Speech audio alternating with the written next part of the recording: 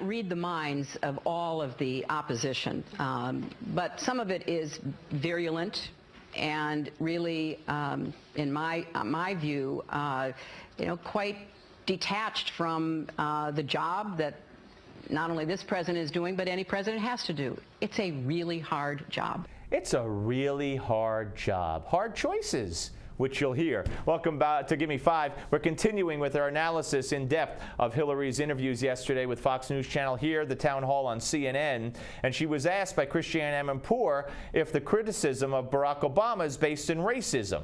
And rather than say, what are you, crazy? You know how much some people despise my husband? Was it for racism? Was he a woman? No, he was a white male, and white males hated him. Some. No, she plays, I don't know, could be, maybe. Watch.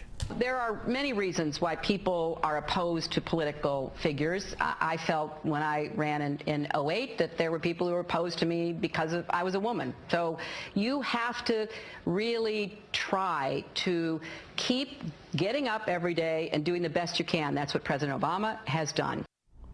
Yeah, she had to get that in there. When she ran, she felt there were people opposed to her because she's a woman.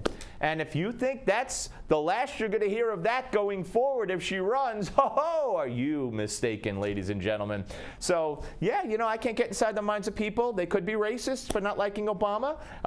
I felt people didn't like me because I was a woman. Again, what about your husband? Why didn't people who didn't like your husband back then, why didn't they like him? Because he was a woman? Because he was black?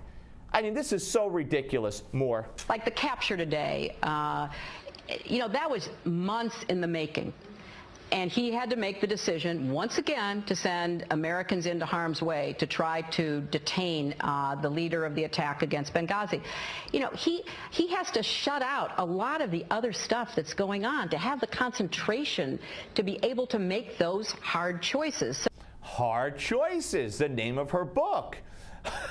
This was nothing but a rah-rah, cheer, yay, hard choices pep rally for Hillary Clinton.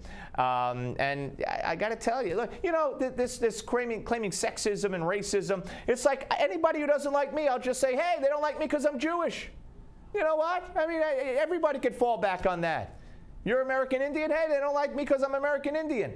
I mean, this is a crutch. That is a dangerous crutch. More. So if someone wants to dislike a president, remember 60% is a landslide. That if you get that kind of vote, that means 40%, 4 out of 10 people don't like you. And you have to know that, because even if you get to 60%, which is hard to do, you're operating on a margin where 4 out of 10 are never going to be happy or satisfied. Right. Right. So with that as the premise, with that as the factual matter, where does racism come into it? Where does sexism come into it? Are there racists? Of course. Are there sexists? Of course. But to say, as Hillary did, well, a lot of people, I felt a lot of people didn't like me when I was running because I was a woman. Based on what? Where does she get that? Based on what? And Christiane Amanpour with her ridiculously leading question on racism about the opposition to Obama. Again, I go back. What was the opposition to Bill Clinton based on? He wasn't black, isn't black, and he isn't a woman, and he was impeached. I know it was a vast right-wing conspiracy, but why if he's not black and he's not a woman? And then Christiane Amanpour couldn't let it go.